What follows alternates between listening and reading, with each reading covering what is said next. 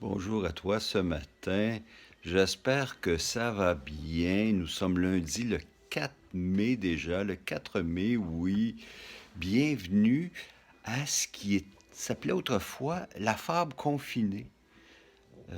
J'ai décidé à partir de ce matin de te lire des histoires. J'ai trouvé des belles histoires à te lire, des petites histoires toutes courtes, là, mais au lieu d'une fable, ça va être une histoire. Donc, je vais commencer ce matin. Pardon, je me mets la main dans le visage. Il ne faudrait pas. Mais je me suis bien lavé les mains ce matin. Donc, ça va bien aller. Allons-y ce matin pour la première petite histoire. C'est une histoire dont le titre c'est Des ailes de grenouille. C'est Svetlana Kirillina qui a écrit ça. Svetlana Kirillina, c'est une demoiselle qui est née en Russie en 1986. En 1986, c'était toujours l'URSS. Donc, ce n'était pas la Russie, mais là, aujourd'hui, c'est devenu la Russie. Elle a déménagé en France à l'âge de 9 ans. Donc, elle a appris le français à l'âge de 9 ans. Puis là, elle écrit des histoires. Donc, je vais y aller avec Des ailes de grenouille. Tout au fond d'une mare ombragée vivait une grenouille. Elle n'était pas plus verte que les voisines. Elle ne coassait ni plus fort, ni de manière plus harmonieuse. Elle n'avait, pour ainsi dire, rien qui la distinguait des autres batraciennes. Rien à part peut-être un rêve. Notre grenouille s'appelait Coassette et elle rêvait de voler comme un oiseau. Elle voulait s'élever au-dessus de la végétation dense du marécage, au-dessus des arbres les plus hauts, au-dessus même des nuages.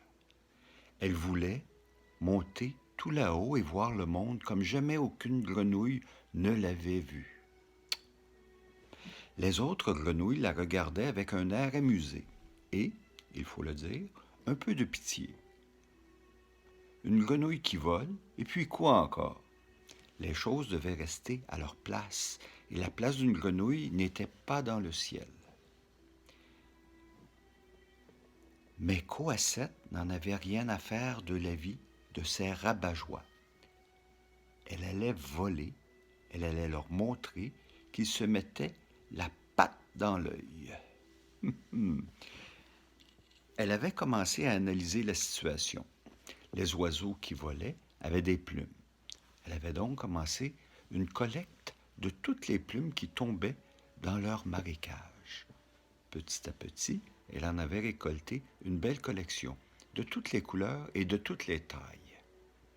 Les oiseaux avaient aussi des ailes. C'était comme ses pattes à elle, mais plus longues et avec des plumes dessus. Facile. Elle avait bricolé ses ailes à elle avec des tiges de roseau. Elle les recouvrit de plumes et on n'y vit plus que du feu. Qu'elles étaient belles, ces ailes de grenouille. Elle avait bien observé les oisillons. Ils n'arrivaient pas à voler tout de suite. Il fallait qu'ils essaient encore et encore jusqu'à y arriver. Elle avait ainsi commencé l'entraînement. Elle était montée sur un gros rocher, avait enfilé ses deux ailes, avait sauté et s'était écrasée dans la vase. Pas grave, Coassette recommença encore et encore. Elle y passa des jours et des jours. Elle s'écrasa, avala de la vase, recracha de la vase, coassa de mécontentement. Mais elle n'abandonna pas. Le printemps fut remplacé par l'été. L'été tira sa révérence à l'automne. Et Coassette vit à travers le feuillage qui s'était fait plus rare les oiseaux migrateurs prendre la direction du sud pour passer l'hiver. Ils étaient si hauts, là, dans le ciel. Ils étaient si hauts qu'ils ne pouvaient pas voir le marécage et une pauvre grenouille qui aurait tout donné pour les rejoindre. Ils étaient si hauts, si hauts.